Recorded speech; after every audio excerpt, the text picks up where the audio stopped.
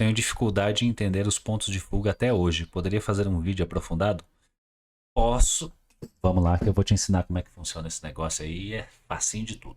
Para entender perspectiva é essencial compreender dois conceitos: linha do horizonte e ponto de fuga. A linha do horizonte é a superfície do nosso planeta. Ela é aquela linha no extremo onde o céu encontra a Terra. Imagina que você é um ser alado observando a Terra lá do alto e vai estar passeando por ela e encontra uma estrada. Você vê que as estradas têm todas as suas linhas paralelas.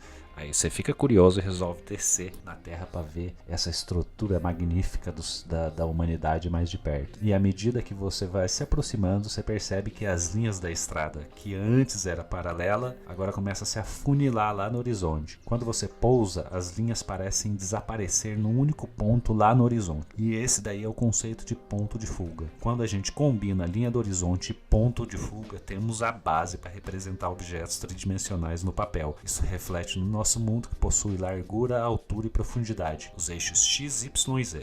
Agora considere que nessa estrada aí também tem uma caixa do lado dela. Quando você usa apenas um ponto de fuga, apenas um eixo converge para ele. O eixo y vai para o ponto de fuga lá no final. As linhas de profundidade seguem até o ponto, enquanto os eixos x e z permanecem paralelos. E dessa forma você tem a representação de um cubo e um plano de perspectiva com um ponto de fuga só. Para se a gente usar dois pontos de fuga, tanto o eixo X quanto o Y são distorcidos, cada um em uma direção ao seu respectivo ponto no horizonte. O Z continua sendo paralelo. Imagine essa caixa sendo vista de cima.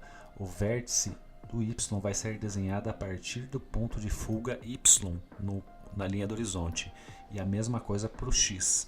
E agora imagina que você está na frente dessa caixa olhando para esses dois vértices, para o X e para o Y.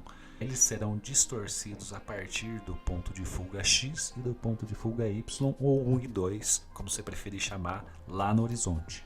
Com apenas dois pontos de fuga, a gente já cria uma representação mais dinâmica e tridimensional da caixa. E agora é só você orientar as suas arestas do eixo X e do eixo Y, cada uma para o seu respectivo ponto de fuga. O conceito de ponto de fuga é que ele está fugindo, ou seja, aquelas linhas estão fugindo para aquele ponto.